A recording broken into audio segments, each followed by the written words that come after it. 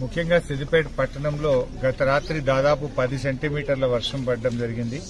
సిద్దిపేట పట్టణ పైభాగంలో ఉన్నటువంటి తొగుట మండలంలో కూడా 20 సెంటీమీటర్ల వర్షం పడి మరి పెద్ద ఎత్తున వరద నీరు రావడం జరిగింది. ముఖ్యంగా ఎన్సాన్పల్లి, తడకపల్లి చెరువులన్నీ కూడా ఓవర్ఫ్లో అయి పట్టణంలో ఉండే కోమటి చెరువు నుంచి నీరు వరద ఉధృతి గత 20 సంవత్సరాల్లో ఎప్పుడూ రానంత వరద ఒకేసారి రావడం వల్ల పట్టణంలోని పలు కాలనీల్లో, లోతట్టు ప్రాంతాల్లో నీళ్లు రావడం జరిగింది.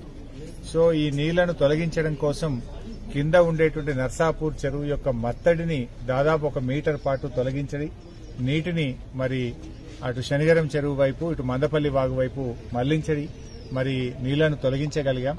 బట్ భవిష్యత్తులో కూడా ఇలాంటి క్లౌడ్ బ్రస్ట్ సిచ్యువేషన్స్ వచ్చినప్పుడు, ఇంత పెద్ద ఎత్తున వరద వచ్చినప్పుడు దాన్ని ఎలా తట్టుకోవాలి, దీన్ని ఏ రకంగా ముందుకు తీసుకుపోవాలనే దాని మీద కూడా టెక్నికల్ గా ఇంజనీర్స్ తో మాట్లాడి ఇలాంటి సిచ్యువేషన్ మళ్లీ పునరావృతం కాకుండా కూడా తగిన జాగ్రత్తలు తీసుకునే ప్రయత్నం చేస్తాం.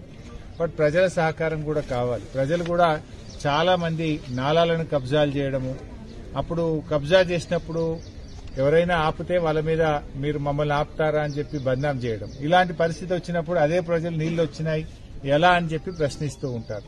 ఇక్కడ మనం అర్థం చేసుకోవాల్సింది ఏంటంటే నాలాలను కబ్జా చేయడం ద్వారా, లోతట్టు ప్రాంతాలని మనం ఇండ్లు కట్టడం ద్వారా, ముఖ్యంగా సెట్ బ్యాకులు లేకుండా మనం ఒక 6 ఫీట్ల వెనుకకి జరగాలన్నా 6 ఫీట్లు ముంగటికొచ్చి కడుతున్నాం. సెట్ బ్యాక్ లేనప్పుడు ఏమైతుంది, మురికి కాలువల నిర్మాణం కూడా జరుగుతలేదు. వర్షపు నీరంతా కూడా రోడ్ల మీదకి వచ్చి ఇలాంటి ఇబ్బందికరమైన పరిస్థితులు వస్తా ఉన్నాయి.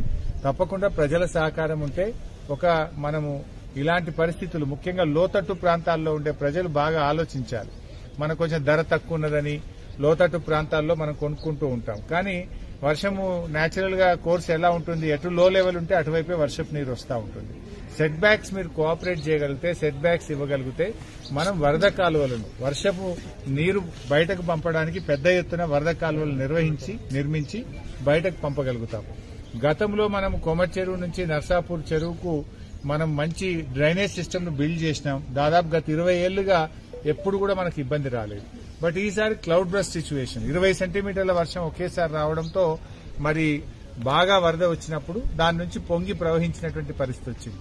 దీని నుంచి కూడా తప్పకుండా ఆలోచిస్తాం. ఇలాంటి పరిస్థితులు మళ్లీ రేపు ఇంకా ఇంతకంటే పెద్ద వర్షం వస్తే కూడా ప్రజలకు ఇబ్బంది కాకుండా ఏం చేయాలి, ఎలాంటి వ్యవస్థ మనం నెలకొల్పాల్సిన అవసరం ఉందనేటువంటిది ఇంజనీర్స్ అందరితో కూడా డిస్కస్ చేసి ఒక ప్రణాళికను తయారు చేసుకుని ముందుకు పోతాం.